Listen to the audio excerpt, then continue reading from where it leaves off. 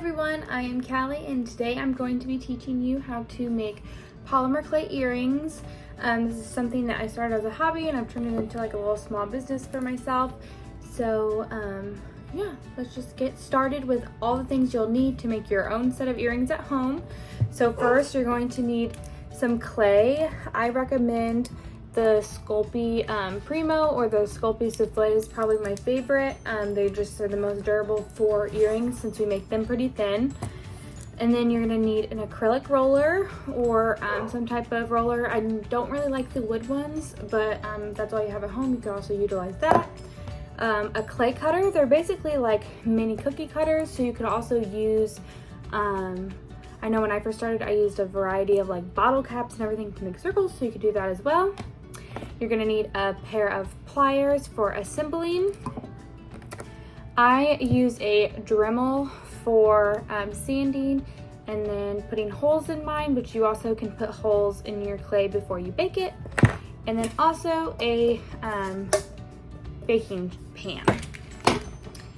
And then the final two things you're gonna need are any components you'd like. So these are just some jump rings, which I'll show later. And then my components, which are just like the posts that go in the ear. So today I'm gonna be making some moon earrings with a star post. I made up an additional pair to make it pretty easy. So you'll see it will look like this.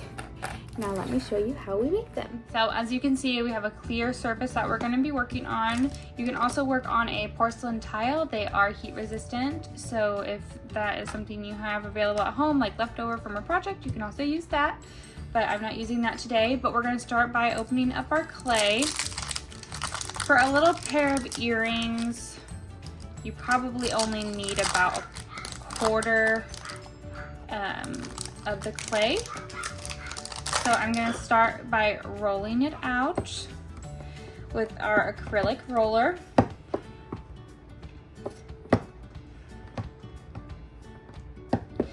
So if I were you at home, I would just continually roll it until you feel that the surface is even.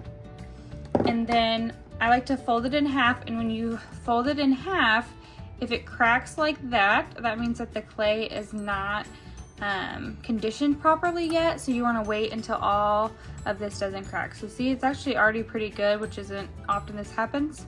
So we're going to go ahead and re-roll it because we are cracking.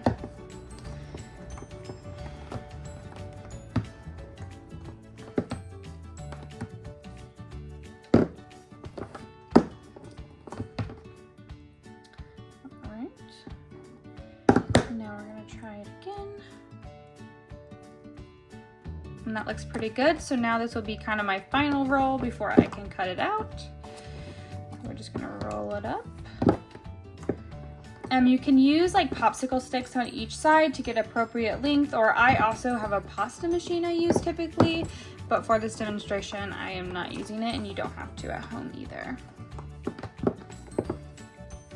All right, so I feel like that's about where I would like.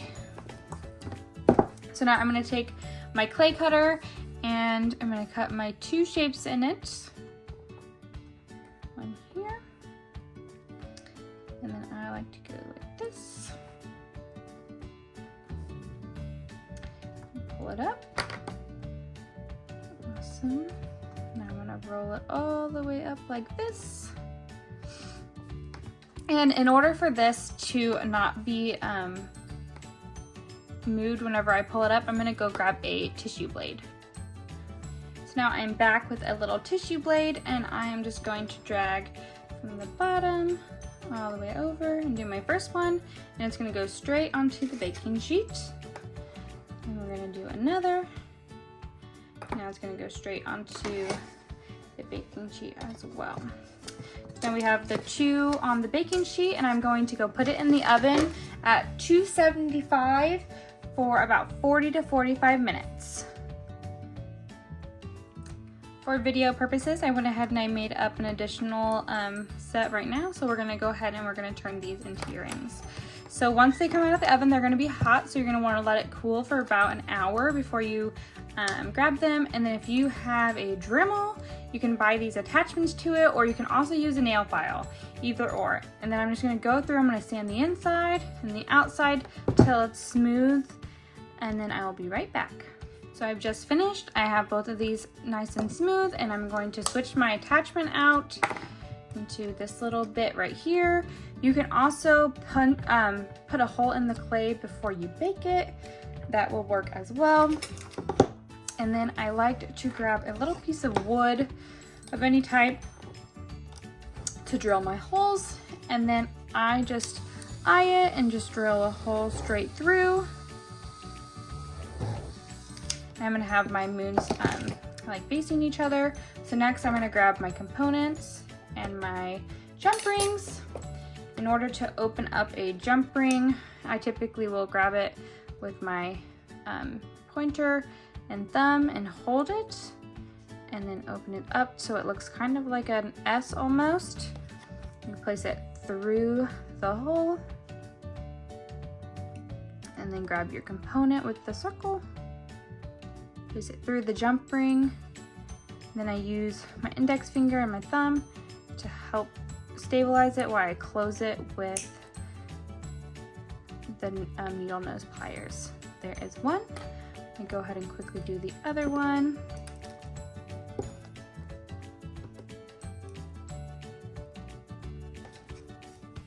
Like so. Push it through. I'm going to stabilize with my others and close it with the needle nose. Now you have your own set of polymer clay earrings. Let me know if you guys have any questions. I can't wait to see if anyone makes their own, but there is your own polymer clay earrings. Now you can just put them in with a back and they are good to go.